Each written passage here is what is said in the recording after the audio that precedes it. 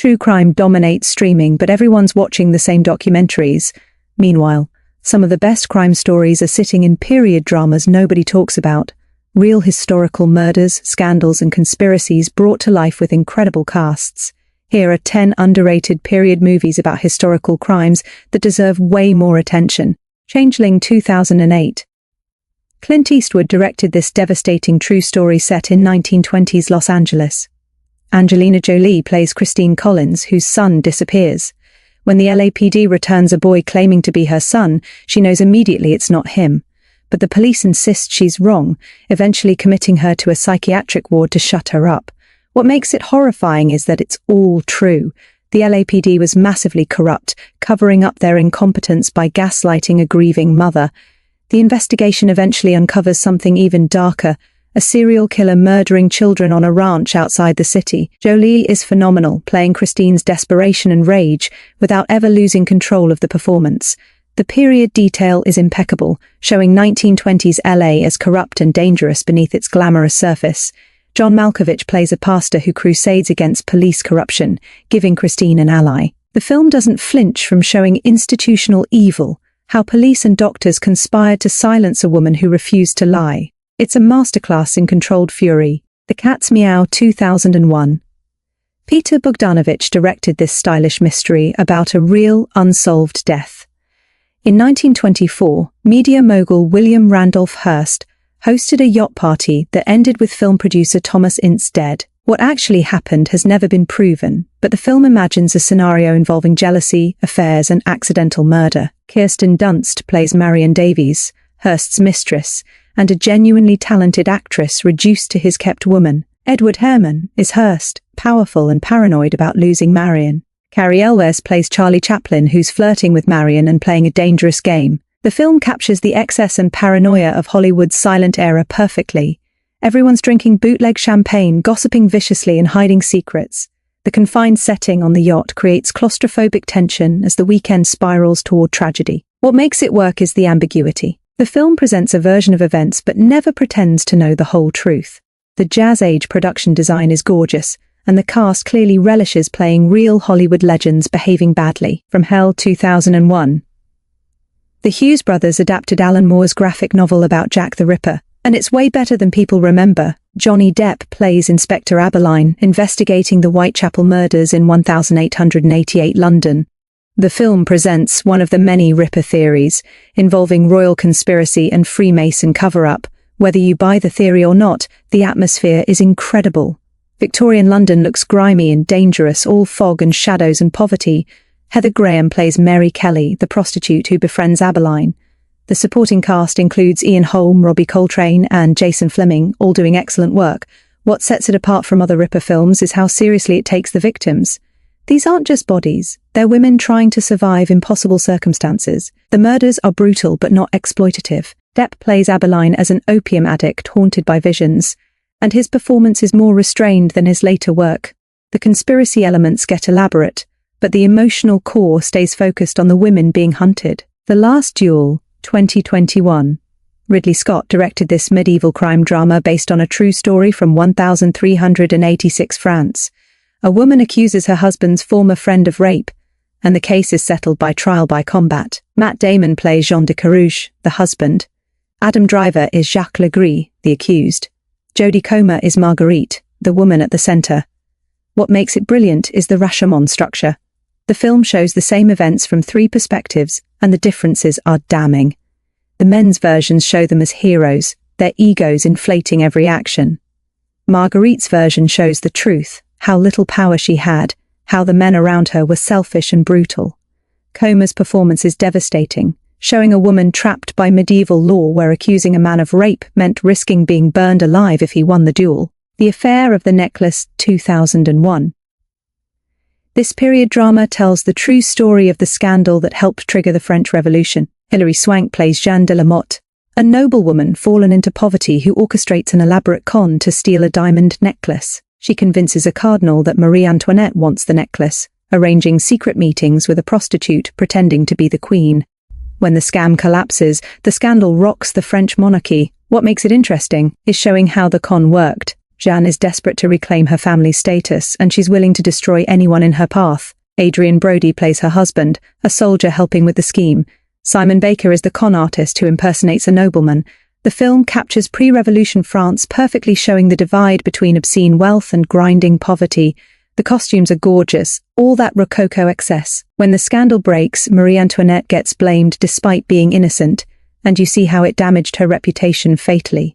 It's not perfect, the pacing drags in spots, but the story is fascinating, and the performances are strong. The Black Dahlia 2006. Brian De Palma directed this neo-noir about the infamous 1947 murder of Elizabeth Short in Los Angeles. Josh Hartnett and Aaron Eckhart play LAPD detectives obsessed with solving the case. Scarlett Johansson is the femme fatale who gets tangled up in their investigation. The actual Black Dahlia murder was never solved, and the film doesn't pretend to solve it either. Instead, it uses the case as a framework for a dark story about obsession and corruption.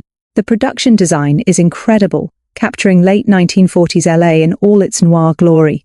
Shadows, Venetian blinds, femme fatales in red dresses, all the genre trappings used brilliantly. Hilary Swank appears as a damaged rich girl connected to the case. The film got mixed reviews, partly because it's deliberately obtuse and dreamlike. De Palma isn't interested in procedural realism, he's making a nightmare about how unsolved crimes haunt everyone they touch. The cinematography is gorgeous, and the performances are intentionally heightened.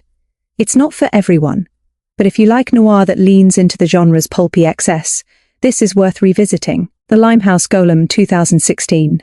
This Victorian murder mystery is set in 1880s London's Limehouse district. A serial killer is terrorizing the area, leaving bodies with cryptic messages. Bill Nighy plays Inspector Kildare, assigned to the case despite being out of favor with his superiors. Olivia Cooke is Lizzie, a music hall performer on trial for murdering her husband. As Kildare investigates, he becomes convinced the two cases are connected. What makes it fun is how it plays with expectations. The film uses real historical figures as suspects, including Karl Marx and Dan Leno.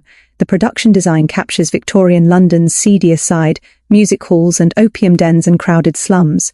Cooke is excellent, playing Lizzie as both victim and possible monster. The film explores gender and performance, how women had to play roles to survive in a world that wanted to control them. The reveal is clever and unexpected. It's based on Peter Ackroyd's novel, and it keeps his sense of London as a dark, gothic city. If you like Victorian murder mysteries with actual brains, this deserves more recognition. Heavenly Creatures, 1994. Peter Jackson directed this true crime drama about the Parker Hulmer murder case in 1950s New Zealand. Melanie Lynskey and Kate Winslet, both in their debuts, play Pauline and Juliet, two teenage girls whose intense friendship leads to murder. When their parents try to separate them, the girls bludgeon Pauline's mother to death in a park. What makes it devastating is how Jackson shows their perspective. The girls create an elaborate fantasy world, and the film visualizes it with early CGI that still looks dreamlike. You understand how they convinced themselves murder was justified, but the film never excuses what they did. Lynskey and Winslet are phenomenal, playing the obsessive codependency with frightening intensity. The 1950s New Zealand setting feels claustrophobic and judgmental. The girls are outcasts, and their friendship is the only place they feel understood. The murder sequence is brutal and horrifying. Jackson doesn't glamorize it, showing it as ugly and desperate. The film works as both a crime story and a meditation on adolescent obsession taken to its darkest extreme. Miller's Crossing 1990. The Coen brothers set this gangster noir in an unnamed American city during Prohibition. Gabriel Byrne plays Tom Reagan, advisor to Irish mob boss Leo, played by Albert Finney. When Leo refuses to kill a bookie for the Italian mob, a gang war erupts. Tom is caught in the middle, playing both sides while trying to survive. What makes it brilliant is the dialogue. Every line crackles with wit and menace. The plot is deliberately complex, full of double crosses and shifting loyalties. The period detail is perfect, capturing Prohibition-era corruption and violence. The forest scene where Tom is supposed to execute someone is one of the tensest in crime cinema. Finney has a legendary sequence defending his home with a Tommy gun while Danny Boy plays. Marcia Gay Harden and John Turturro round out the cast. The film flopped initially, but has become a cult classic. It's the Coens at their most controlled, every shot composed like a painting. The crime is stylized, but the consequences are brutally real. CARLITO'S Way, 1993. Brian De Palma directed this crime drama set in 1975 New York. Al Pacino plays Carlito Brigante, a Puerto Rican drug dealer just released from prison trying to go straight. Sean Penn is his lawyer, a coke addict whose schemes keep pulling Carlito back into crime. What makes it tragic is knowing Carlito can't escape. The entire film is narrated by him from the moment he's shot, reflecting on how he ended up dying. The 1970s New York setting is incredible, all disco clubs and street-level danger. Pacino plays Carlito with weary dignity, a man who knows he's living on borrowed time. Penn is unrecognizable under curly hair and glasses, playing the lawyer as increasingly desperate and paranoid. Penelope Ann Miller is Carlito's dancer girlfriend, his only chance at a normal life. The final chase through Grand Central Station is a masterclass in suspense. De Palma uses the architecture and crowds brilliantly. The film is about how crime becomes inescapable, how past sins catch up no matter how much you've changed. It's one of the best gangster films of the 1990s that nobody talks about anymore.